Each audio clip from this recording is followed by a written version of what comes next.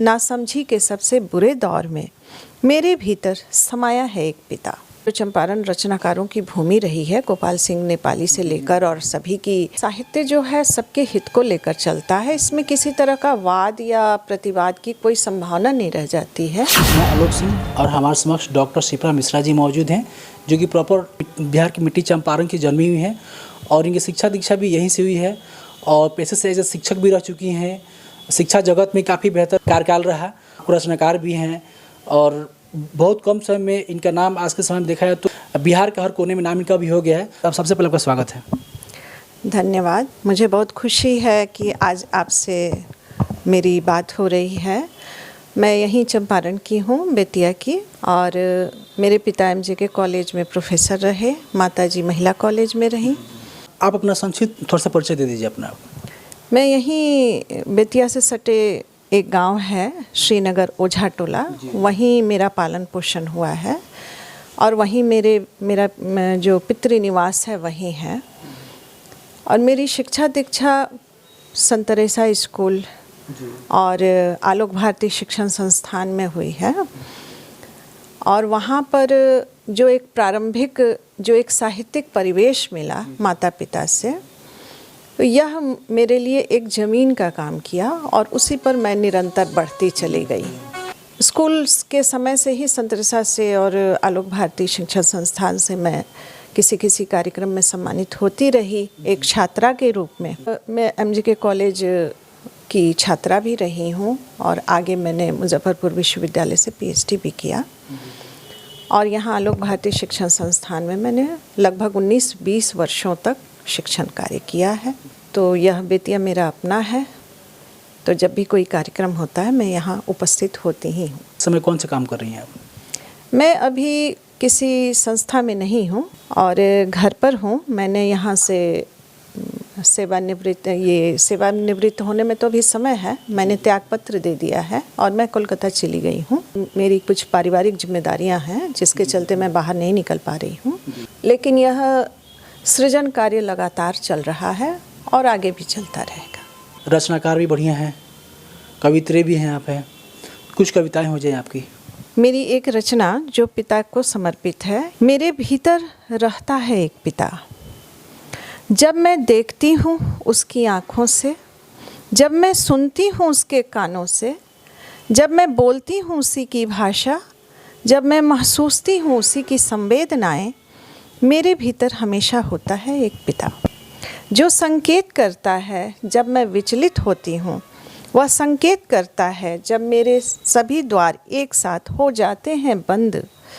वह संदेश देता है मेरे अधखुले स्वप्नों में, नाउमीदी नासमझी के सबसे बुरे दौर में मेरे भीतर समाया है एक पिता। बहुत खूबसूरत आपकी कविताएं हैं। अच्छा, अभी तक कुल कितनी पुस्तकें आप लिख चुकी हैं?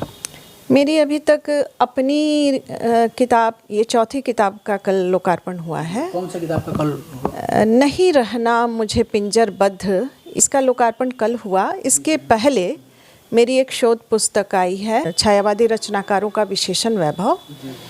उसके बाद मेरा एक काव्य संग्रह आया है, अर्धरात्रि का निशब्द राग, और कहानी संग्रह भी है, वटवृक्ष की जटाएं। साथ मैं आसावरी का संपादन करती हूँ, जो मैंने अपने पिता पर इसका नाम दिया, क्योंकि 70 के दशक में मेरे पिता एक पत्रिका निकाला करते थे आसावरी, उसी को मैंने पुनर्जीवित करने का प्रयास किया है। इसमें बहुत सारे लगभग 25 रचनाकारों की रचनाएं हैं और जिसमें पूरे देश विदेश से प्रसिद्ध रचनाकारों की इसमें रचनाएं हैं। साहित्य के क्षेत्र में आपको प्रेरणा आने के लिए कहाँ से मिली?